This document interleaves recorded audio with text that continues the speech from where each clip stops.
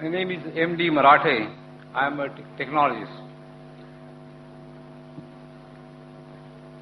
Before I start, I would just like to explain that I would like to take the audience from the sentimental plane to a more scientific and rational plane. I hope I have a permission to that. Today's school books present the following information. In the course of evolution, the animal man, or Homo erectus, evolved 2 million years ago with a brain size of 1000 cc against a size of 400 cc of the apes. Evolution continued with the brain growing to 1400 cc 200,000 years ago, and this animal was known as Homo sapien. The present form of man was evolved about 35,000 years ago and is known as Homo sapiens sapien. Anthropologists have estimated that man developed a speech center in his brain 50,000 years ago. Now the question is, in this record of development, when did God originate and for what purpose? Number 2, the progress of science has made it possible to... Only one question, sir. Any question? This is in relation to that. If you cut it short, the answer will not be long. Give me the time for the question, please. Okay. When the progress of science has made it possible to clone all animals, including man, to produce any number of animals having all desired characteristics. If God ever existed, how much of the power attributed to God is now left with him? Sorry? And the last, if God is ever existed, how much of the power attributed to God is now left with him? Third one, God is described as a sea of kindness, finished, and mercy. Yet all leaders of all religions, when faced with the prospect of death, rush to a hospital like the one next door and never to the place of worship where they preached all their life that man lives and dies by the wish of God.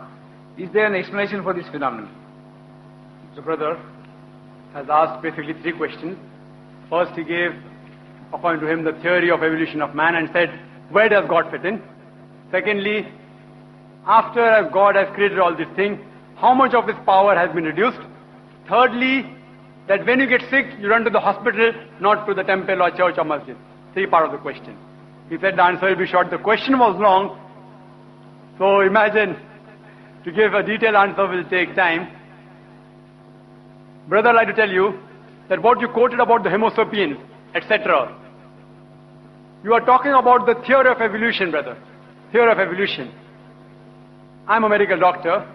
I have not come across a single book in my life which says fact of evolution.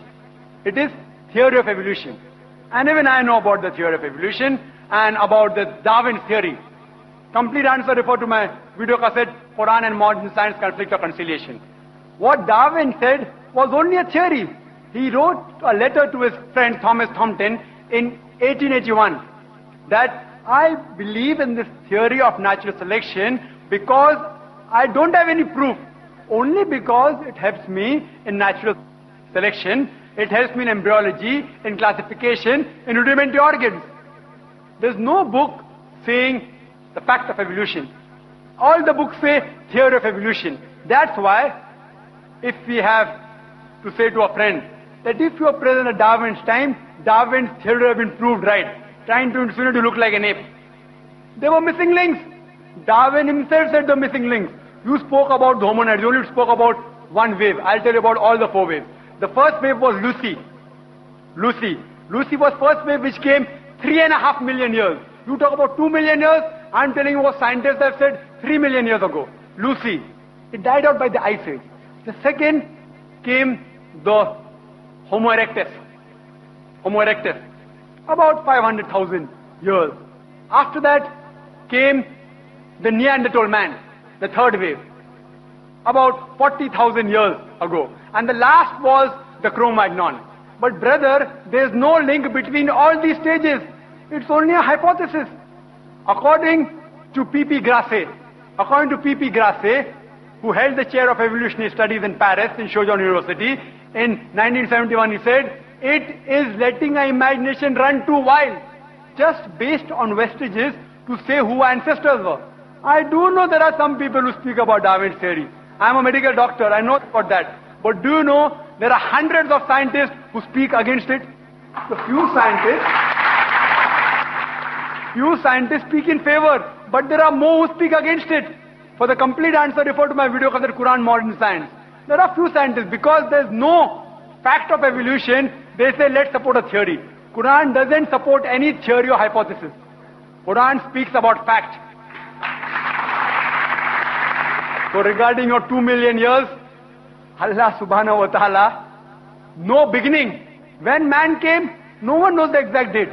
No one knows. Assumption is there. But Quran says the first man was Adam alayhi salam. First man. And with it came Eve. May Allah be pleased with her. Man hasn't reached that stage. There's not a single statement in the Holy Quran which science has proved wrong yet. Hypotheses go against the Quran. Theories go against the Quran. There's not a single scientific fact which is mentioned in the Holy Quran which goes against established science. It may go against theory. So brother, your thing is only supported by few people, not by the majority. Regarding second part of the question, that if Allah has created all these things, how less His power has become.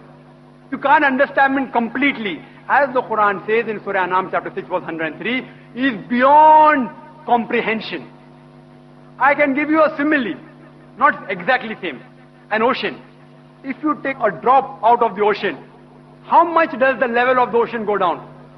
How much? How much?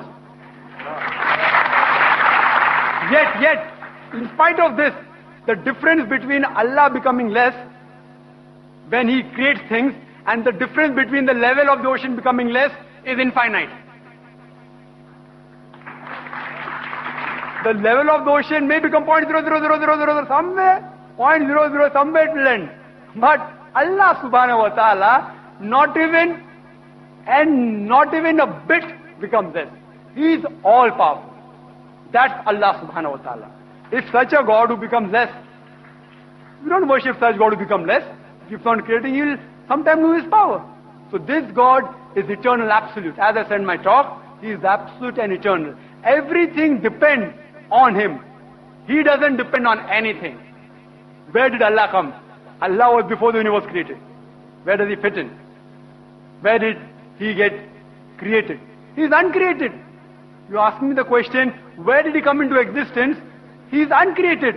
It's like you asking me that when I tell that my friend, he told me that my brother Tom, he gave birth to a child. Is the child girl or a boy?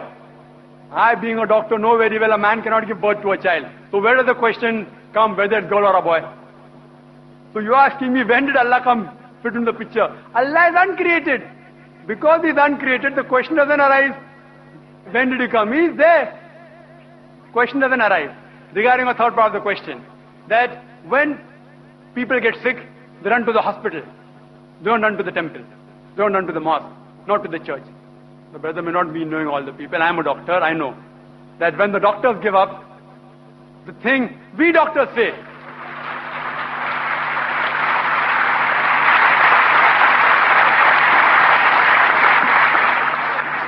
we doctors say, Huwa Shafi, it is He who cures. That doesn't mean the person gets sick, only go to the temple. Because the Quran says in Surah Nahl chapter 16 verse 43, as well as in Surah Furqan chapter 25 verse 59, if you are in doubt, go to a person who knows, who is an expert. If you get sick, besides praying to Allah subhanahu wa ta'ala, go to a person who is an expert in medicine, go to a doctor. Quran says that. But even after going to the doctor, have faith in Allah. Because He is the person who cures you. He can cure you with a doctor or without a doctor. So Allah subhanahu wa ta'ala says, we don't believe in blind belief. No Muslim scholar will ever say, if you are sick, don't go to a doctor. Go to a doctor, but finally, the person who cures is Allah subhanahu wa ta'ala. That's why all the doctors, when all their brain, all their science, all the medicine fails, they say, it is only Allah who can save you.